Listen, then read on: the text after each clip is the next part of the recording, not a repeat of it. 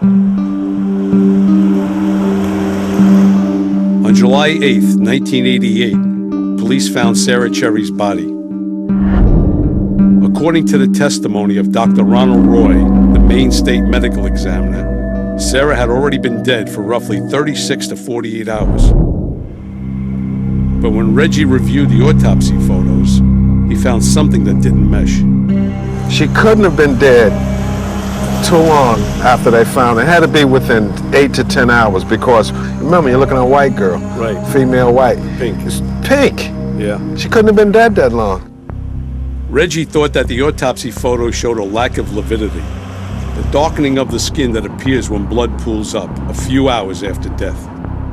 If Reggie was right, then Sarah Cherry wasn't killed until after Deshane was already in police custody. We tracked down the ME to see what he had to say. He had moved to Canada after the trial. Hello? Yes, Yes, hi, I'm looking for Dr. Ronald Roy. that's me. How do you do, Dr. Roy? This is Jerry Palace from Court TV. How are you?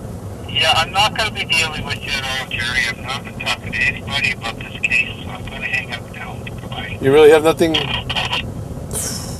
Well, that sounds encouraging. He says, I'm not going to talk to anybody about my past history. Is that what he said?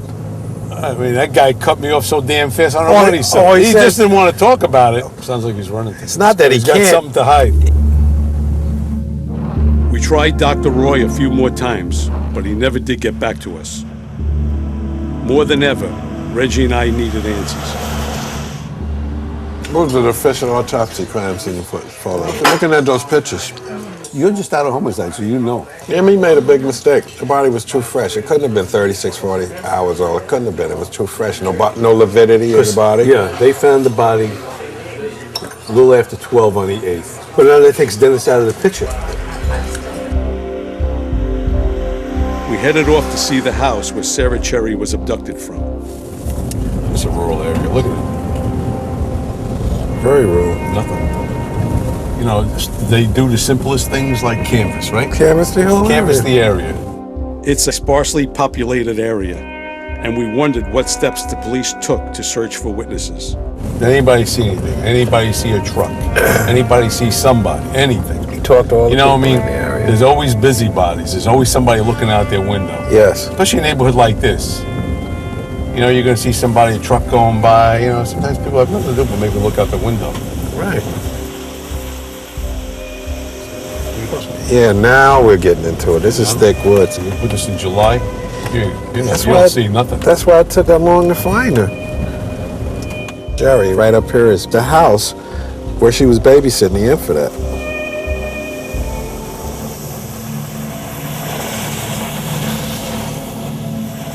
According to the prosecution, Deshane lured Sarah outside and into his truck, then drove her 3 miles away where he killed her.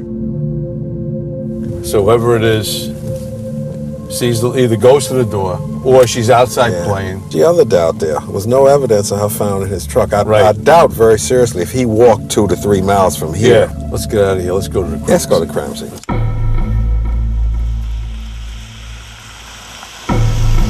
Then we left here, made a left, Right. and then you made a right down here. And we get a little further up the road to the left there, that should be the crime scene. When Yeah, we what get are to they those saying stick, truck was found over here. So the body would have been found up here. Yeah, look at this. Yeah, this is really See how thick thick stuff. it was? You can't imagine what that would have been like in July. This is where it was, right?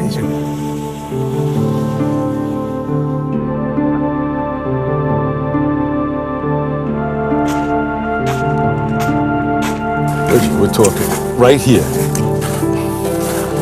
Right Her little body was found right here. Yeah. The body had been hidden under a mound of leaves and brush. It took over 100 searches, nearly 2 days to find her. The official cause of death was strangulation. An old scarf was found around her neck, her wrist bound with a short piece of rope. The police determined that both items came from Deshane's truck, which was found only 150 yards away.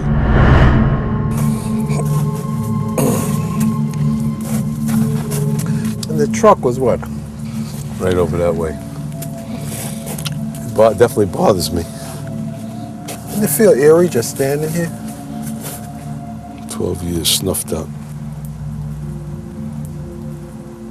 Let's go, Reggie. I've seen enough, man. Let's go. You getting it all right? I'm fine. A little bit disturbed. Yeah. Unbelievable, huh? Poor kid.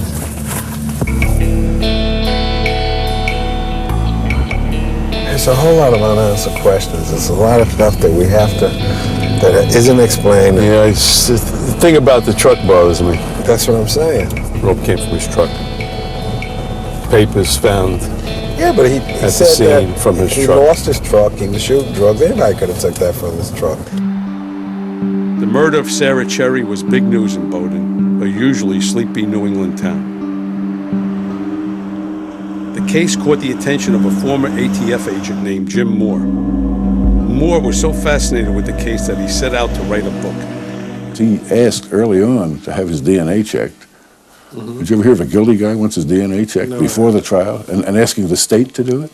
And then what I found out too, which the police never told anybody, they brought the tracking dog.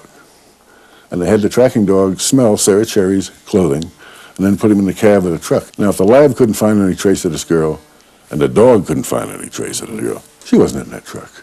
The hairs on her body have been incinerated by the state. The fingerprints that were found on the door of the house where she was abducted are missing now. Well, the state says they can't find them. And there's a rape test kit. The rape The test kit kit. has been incinerated. And what about the items from his truck that was found in the driveway? Well, that's the funny thing. Now, there was 180 items they inventoried in his truck. You know, Kleenex, bottle caps, a beer bottle, a book. 180 items, and out of that, the only two to fall out had his name on them. That's a pretty big coincidence. Didn't they take a blood from Dennis? That's what I after he was understand. arrested? They've lost that too. What happened to that? They've lost it apparently. What about this confession that the police say they obtained? Okay, Detective Westrom was from the Saginaw County Sheriff's Office. He had been a detective for 2 days at the time. And he says that after he fingerprinted Dennis, that Dennis was bawling and crying, and he wrote down a lot of things he claims Dennis said. And the worst thing he wrote down was Dennis said, "How could I kill her?" And then he crosses out "how could." You can see this on his notes, in his own handwriting. And he writes above it, "Why did?"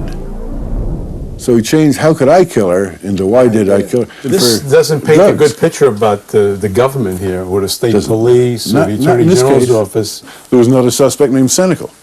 Senecal had married the former wife of Sarah Cherry's stepfather. So Senecal knew her. He gave an alibi. I tried to check it out and it fell apart. He had no alibi. Is there any doubt in your mind at this point that Dennis Duchesne is the wrong man? Well, look, people make mistakes. People lie. People do anything. Science doesn't lie. Science has no axe to grind. You're on a mission, huh? Hey, I spent 25 years putting bad guys in, and I'm finding out it's taken me 15 years to get one guy out. There was no confessions. There was no videotape confessions. There were no written confessions. But it's read into the trial that he confessed, and apparently one of those detectives are reading from their notes a confession. I mean, from being in New York, a lot of times you'll either get the guy to write a statement out, or you'll call the district attorney, a stenographer comes down, they videotape the confession. Here, none of that was done. Up to this point, neither the police nor the prosecutor would agree to meet with us. And what we would find out the next day led us to doubt the entire police investigation. You got a 12-year-old girl missing late at night. You got this guy lying about who he is and where he was, and you don't detain this guy? What's wrong with that picture?